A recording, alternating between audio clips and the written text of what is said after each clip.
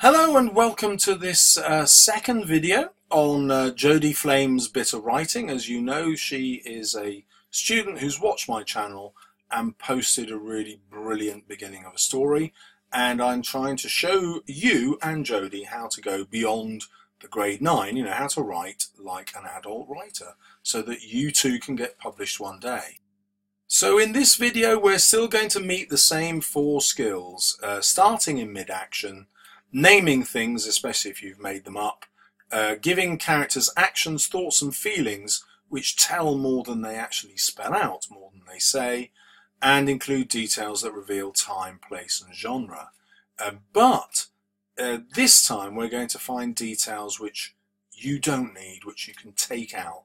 They're there to tell the reader too much, and when you tell the reader too much, they don't have to invest as much thought and therefore as much emotion in your story. If it comes too easily to them, if there isn't enough to work out, good readers get bored. So let's jump in. The gunroom door stands out like an eyesore at the end of the stream. Greaves is printed in gold on glass. He's an A-list prick. He thinks he owns us soldiers like pets. I draw my shoulders back and throw the door open. My fellow soldiers all sit at their designated benches, loading their rifles and gauntles. That might have been a misspelling of gauntlet, I don't know, but it's a brand name because it's got the G, so I've left it. One bench between E4 and R8 is empty. My bench. I make my way through the aisles and towards it, silently hoping to avoid Grieve. I sit down and pull my rifle from the slot in the fabric. I love my rifle. It's a Wyvern, made to be quick and light. I throw the holster around my neck and begin loading the bullets into the clip.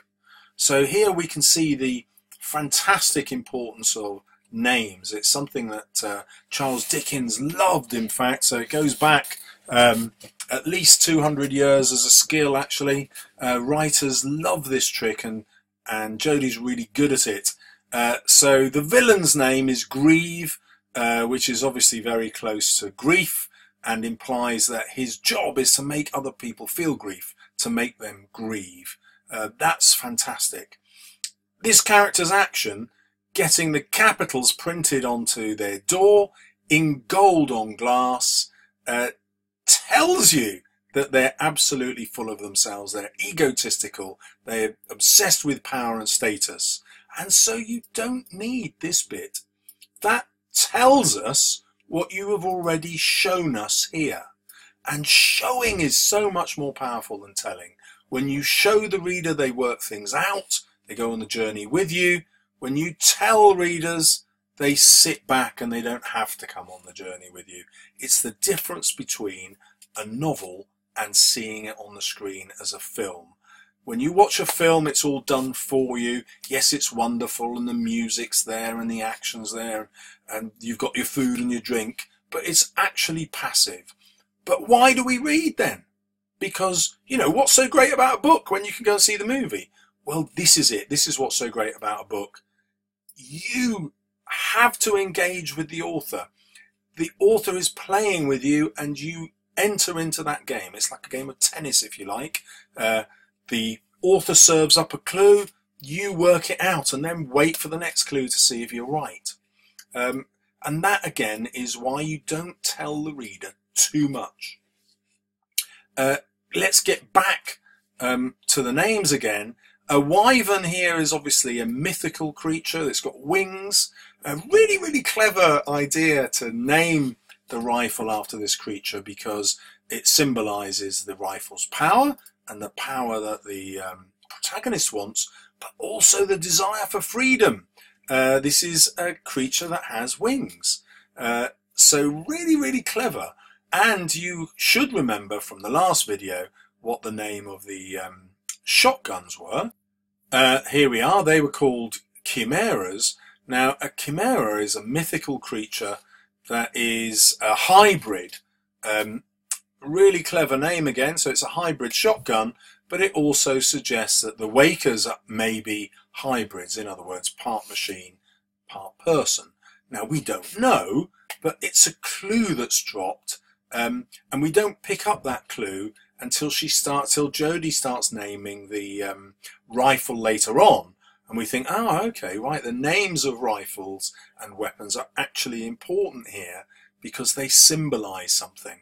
And once you start using symbol in this way, wow, your writing becomes really sophisticated, because symbol is the tennis match. It's like putting topspin on the forehand. It really comes at you quickly, and if you understand it, it works brilliantly in that match you have with your reader. And we can also see some metonymy going on here, where objects represent the person, and so the rifle is quick and light, just as we suspect. Our protagonist is going to be, she's light because she's a woman, and she's going to be quick because she's got an agile mind and agile thought process, as we'll see later on. Okay, well, now we get to the exposition you probably don't need. And in most stories, it's conversation. Bad writing includes conversation to get us from A to B, when actually we could have got there much more quickly. And if the conversation doesn't add lots of layers to our understanding of the characters, then we should ditch it. Coy, you finally woke up, E4 whispers from beside me. We already know that, so it's not useful. I roll my eyes. Era, you're the second person to state the obvious to me today. I know I'm awake. We already know that, so it doesn't add anything new. Jesus, someone woke up on the wrong side of the bed. Well, your character has been really annoyed all the way through. We already know that. Lighten up, Coy. Era's missed you, Rack says from the other side of me. Now, it may be really vital for you to introduce us to all these characters. You wouldn't in a short story, by the way, that would be too many. But even in this novel, it looks like these characters might not prove to be that important, because we're just about to leave them. We're going to leave whatever ship they're on. And so it feels, in the writing that I got so far, that we don't need these characters here. They're just there to say she's got quite a few friends. Rax and Era are the closest friends I have on the office. There's 10 of us that sit together at the end of shift. I'd consider them friends, but I spend most of my time with Rax, Era and Tanner. Speaking of which, where was Tanner?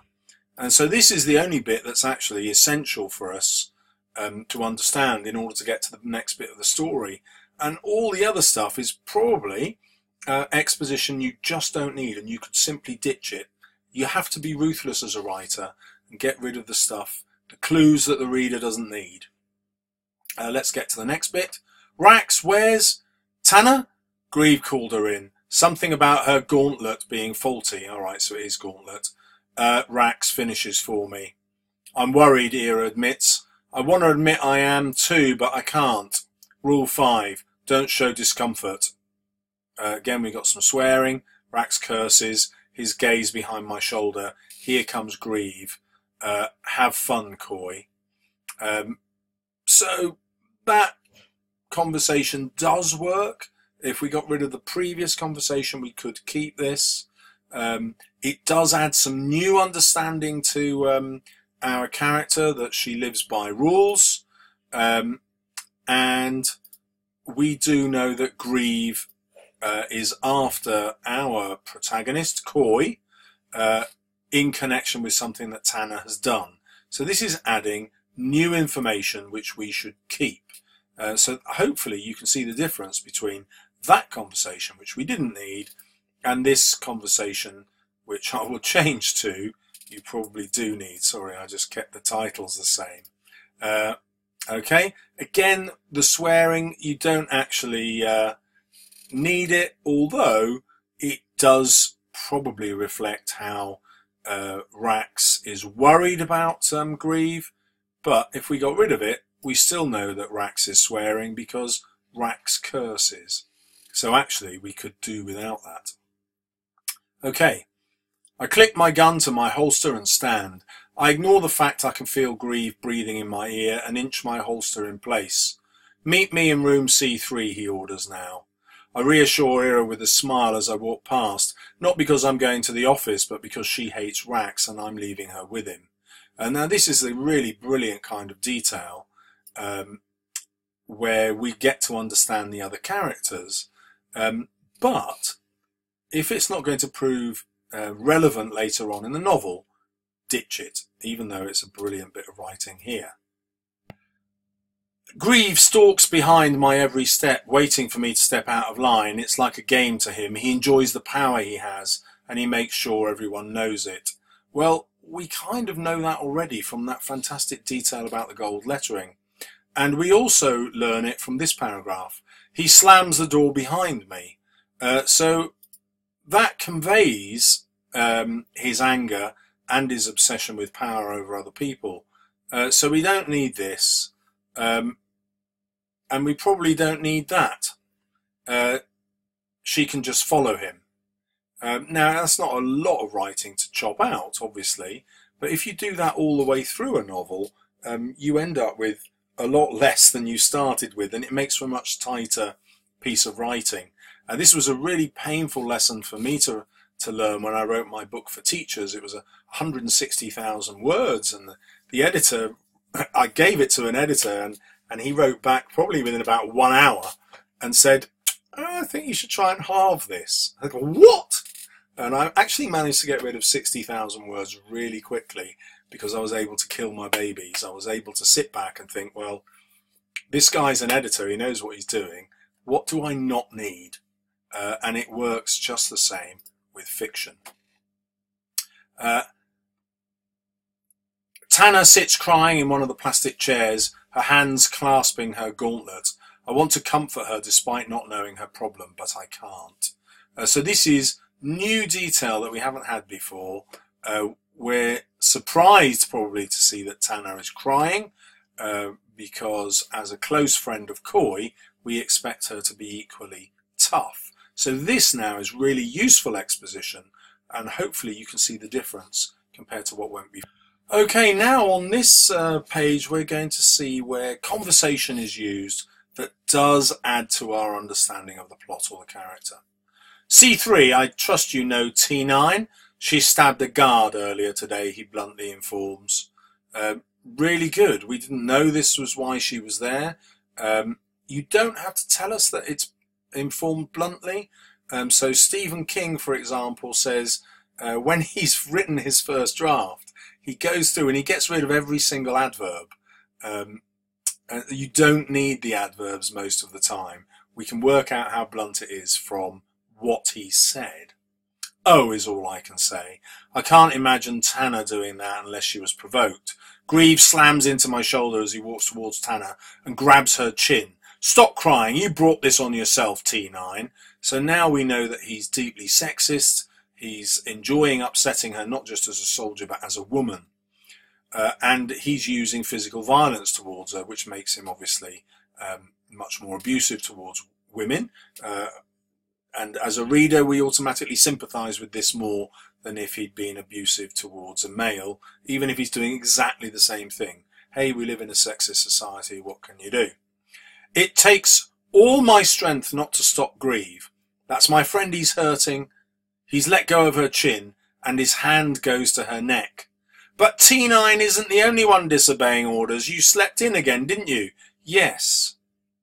So let's pause here. The crucial question that the reader has is, why does Grieve need you there? If he's going to humiliate Tanner in some way, and we're just about to find out that he's going to throw her out of an airlock, why on earth does he need Coy there as a character? And this crucial bit of information is missing. And I think, unless you've got real plans for how we're going to find out about this later, we really need to be able to work this out now. I could be wrong, you might have a devious plan for later, but you mustn't leave out crucial bits of information, so it's got to come somewhere.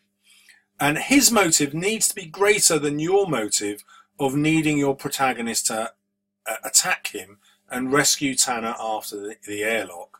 So if as a writer you're just having this confrontation to show the heroism of your character, it doesn't work fully. It can only work if the villain has a motive for doing what they're doing, not just to Tanner but also to Coy. So bear that in mind. Everyone's motives need to be implicit, if not explicit.